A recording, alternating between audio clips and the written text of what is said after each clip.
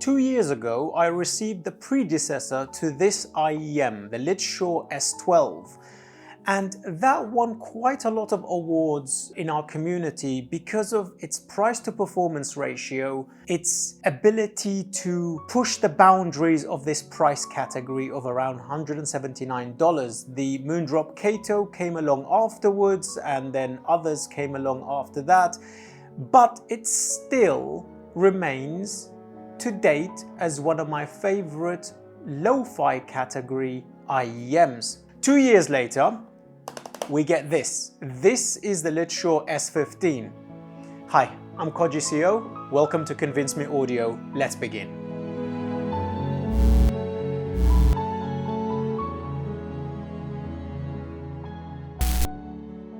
Special thank you goes out to Letshuoer for sending this unit in for review. I do appreciate it. This has received a minor price hike, I believe, or major, depending how you look at it. From what I saw, please check the description down below for the latest pricing, I saw this being $329. The other unit, S12, was previously $179. That's quite a jump, so this is what we get now. A magnetically clasped flipping over box. Definitely feels a little bit more premium than previously from what I remember. A deck of cards with instructions and things. I'm gonna set that aside. Nestled within this foam is the IEMs themselves. Let's place that here for the moment and we'll come back to that. Like the unique Melody Mesh Mark II, we get a drawer here as well, so we can pull this out and close that and place that here. In this drawer, we get a few things. So we get 3 sets of, this is exciting. We're gonna come to that in a moment. 3 sets of connection types. Absolutely love the idea. This is fantastic. Also a capsule cylinder box for the casing. I'm not a fan of that versus the other one. The other one was more of a little zip pouch. I think I preferred that. That's the box. Let's bring these units in first. We're gonna look at the IEM last. We don't need documentation. This is the capsule itself. It's plastic, and inside here we get this cable, same as some of the other IEMs. In the donut shaped cardboard, we get all of these tips. Quite a variety here, and they're all very, very much open bore, apart from this couple here that are tight bore. We're gonna discuss that in the sound section. Nice, all right. This is more throw in your backpack than actually carry your IEMs in your pocket in. It's a bit of a nightmare. I prefer the other one. The other one had a zip. I like the zip a lot more. This is their copper plated silver cable, 2-pin, feels slightly thinner, but the exciting thing is the connection at the bottom of the cable. This terminates in, for example, 3.5. You connect it like so, and you can disconnect it. 2.5 and my favorite 4.4. Love the idea. Already a win. The cable is very good quality, like the original Letshuoer S12, just a bit thinner and a little bit softer as well. That is a win, definitely. Place that over here. The IEMs themselves have changed shape from the S12 days. This is more of a rounded design, aluminium machined, obviously CNC underneath. Up top, this is 3D printed for the faceplate, 2-pin connection here. And look at the size of that ball. This is a much, much, much bigger IEM, flatter, pancake looking than the previous, because there are 2 acoustical nozzles inside this unit. They are retaining the same topology for the IEM, is still planar, but they're 3rd generation. This is a 32 ohm, 106 dB sensitivity IEM, full specification scrolling across the screen now for you if you fancy that. So these are quite hard to drive. Any IEM that exceeds the usual up to the 14 ohm category in the 32 ohm and then it's like around 100 dB sensitivity or so, you're looking at headphones pretty much. So you will get them loud due to the sensitivity, but to get that oomph in the low end, especially in planar realm, 32 ohm, you are looking at some hard to drive IEMs if you want to drive them well. These are extremely ergonomic. I've been wearing them for 2 months straight now, like so. Though I do find the bore is a little large compared to the previous one. The previous one used to disappear. I do feel these IEMs were pertaining to the bore regularly, and it doesn't seem to dissipate and disappear for me personally. Your mileage may vary, your ears may vary. Underneath the IEM, no contour cutout, nothing like that. It just sits inside the ear. I would prefer, like the original, to have the contour here so it locks into place. It does have a tiny bit, but it's not quite as prominent as the other one. I preferred the other one for that category. But this is a very comfortable IEM, and fortunately it lays flush inside your ear so you can lie down with it on. And using some of the other accessories that we have around the office, like the IFI GoPods, review here, it definitely just blends in and turns into a true wireless, and I've been using it predominantly like that, not always, but it does work very, very well with that. That's the IEMs. There you go. Let's talk about the sound. These IEMs, compared to the original S12, is a tiny bit more emphasized in the treble region. It required more break-in than the original. Definitely this has had obviously a good few hundred hours on it now because I've had it here for a couple of months. It has excellent sub-bass extension, good bass punch, fantastic mid-range, though it does feel very neutral. The treble region is emphasized around 6 kHz, where snaps and attacks tend to coincide. So it is a bit energy prone in this area. Definitely not spicy, but energetic. A fantastic performer. Overall, neutral to leaning subtly to neutral bright. They have gone for the exciting low-end, exciting treble region tuning. Certain equipment obviously exacerbates this, and other sorts of equipment will diminish this. So let's talk about some of the equipment I have paired with this at CMA. So these S15s have been ran on the following, actually going up by a price as well. So this is my benchmark for dongles. This is the Questyle M15. Where this is concerned, it's definitely a good performer for on the run and on the go. Nice performance in the low end because they do implement their current drive technology into this dongle, and it does actually give a nice extension, especially when listening to Infected Mushroom or EDM or other types of electronic music, etc. It does a good job. Mid-range is rather open, a bit sweet sounding, very, very gorgeous. Treble region does tend to be a tiny bit emphasized because I don't think it's got quite the oomph and the power that these IEMs truly require. So therefore, sometimes the treble region will run away with itself. It's never sibilant, but it's a bit energetic. So you will actually feel the treble region a little bit, definitely, especially if you're listening to metal or heavy rock, etc. I will say that the IEMs themselves are non-genre specific, which is great. So you don't have to worry about what genre of music you listen to. Stage of S12 is okay, it's good.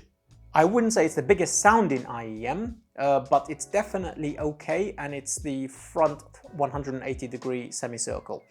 Jump into the IFI GoPods here. I've been using at the moment, obviously those are my cadenza 12s from Letshuoer. Incidentally, these are the flagship 2,300 pound IEM review here.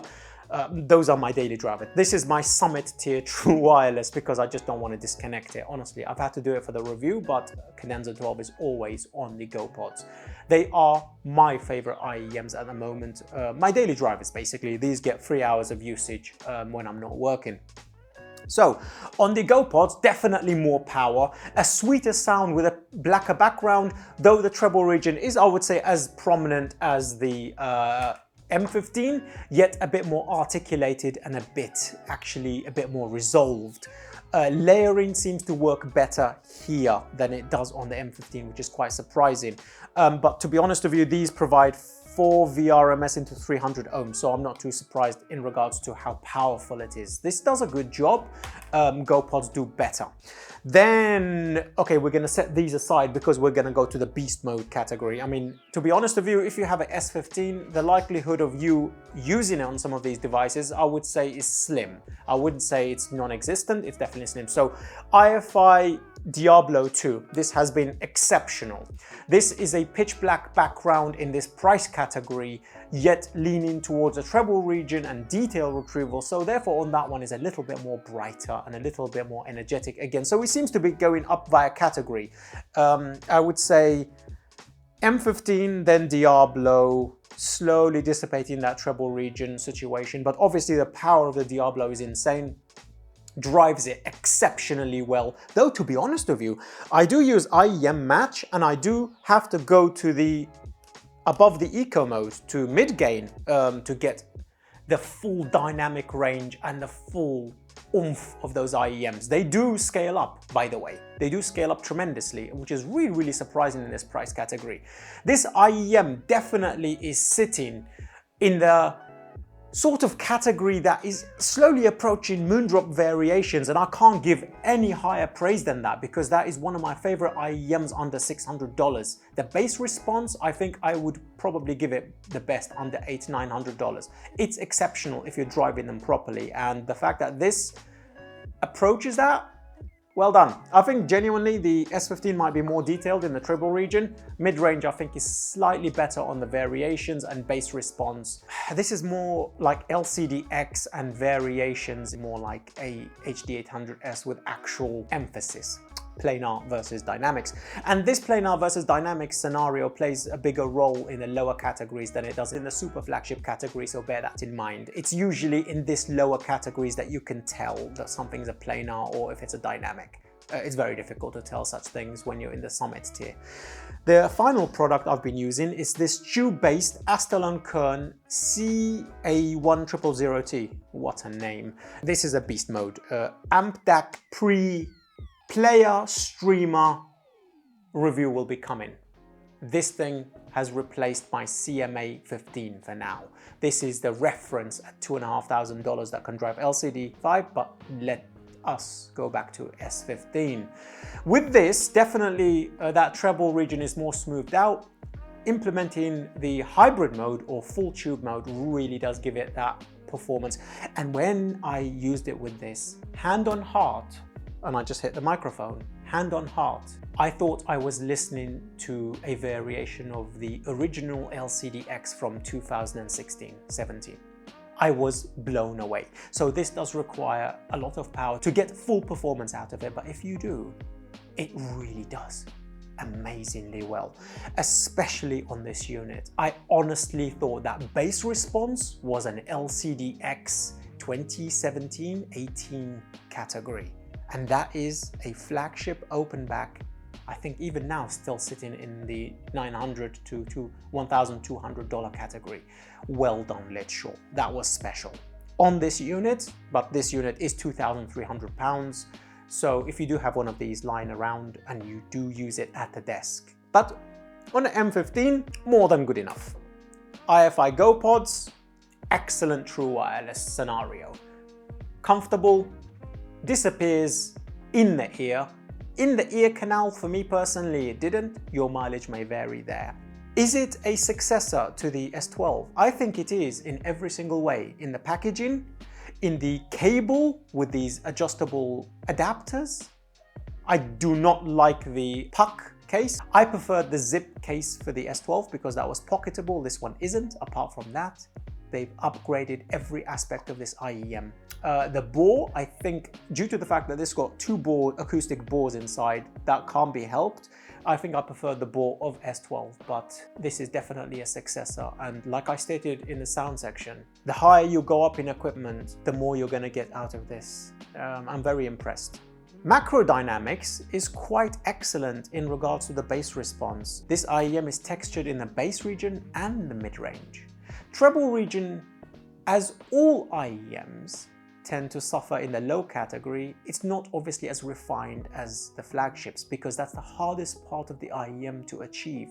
But I think this does an exceptional job at where it's sitting. Where we are now, genuinely in IEM performance, 10 years ago, this was unheard of and this would have cost you $2,000. I can safely say that because I've been in the IEM game since 2001. And what we have now is a renaissance. Unbelievable. Vocals is front and center, emphasized. It does have the tendency to come forward and go all the way back. Very well articulated. The higher female vocals of the mid-mids and upper mids sometimes can come across a little energetic, never sibilant and never skewed. So you get none of that honkiness or overly shoutiness that can happen. No, it's very well articulated. It's just a tiny bit more emphasized in this category for those types of vocals. Female vocals in the lower mids to mid-mids and emphasizing some of the upper bass region is wonderful. Excellent, excellent performance. And I can't get over how well and how nimble and how textured and incisive the bass response is as well. Let's do the scores. Build quality and accessories and fit and finish, 4 tigers out of 5, especially the cable. This is exceptional. Well done. Sound quality, 4 tigers out of 5, without a doubt. Definitely scalable and definitely an improvement over S12 because that resolving treble region is now actually less crunchy, more detailed, more refined. It's an upgrade. 4 tigers out of 5 overall. Outstanding. If you like reviews such as these, consider joining Patreon, jumping into the private Telegram chat, getting access to early reviews. Otherwise, your like, your share, your comments down below is all I require from you. Until the next one. Peace.